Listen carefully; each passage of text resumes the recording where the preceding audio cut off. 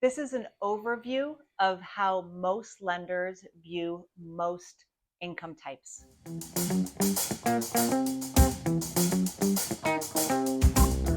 Now let's jump into overtime and shift differentials. Again, we're coming back to this 24-month average.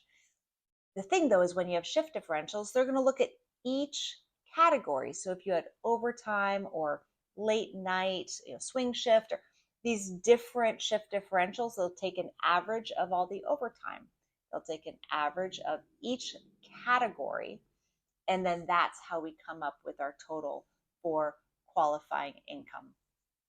If you're using tip income, then you have to claim it on your tax returns or have a form 4137 on your tax returns.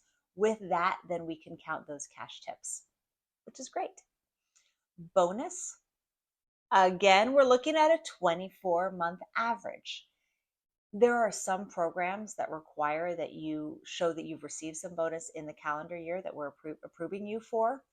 Other programs simply allow us to take a 2-year average. So if you're closing on a loan in August and you get your annual bonus in September, the program that you're being approved on will determine if we can count that bonus towards your income. If your bonus is received in the form of RSU income, restricted stock units, then there are some complexities and some intricacies that we need to be aware of. The underwriter is going to be looking at how many shares have vested what you've received from them over the past 2 years. So if you started a new job a couple months ago and you're getting RSU income, we can't use it. But if you've received it for the past 2 years at your current job or even a previous job, then we will take that average of vested RSUs. We also need to show that that vesting schedule will continue over the next 3 years at the same level. We can't have declining income. We need to show that it will stay the same. This is all assuming that you are receiving time-based grants, which is most common for employees. In this situation, there's another kind of RSU income, which is performance based on the company's performance, less common, so we're going to stick with the time-based.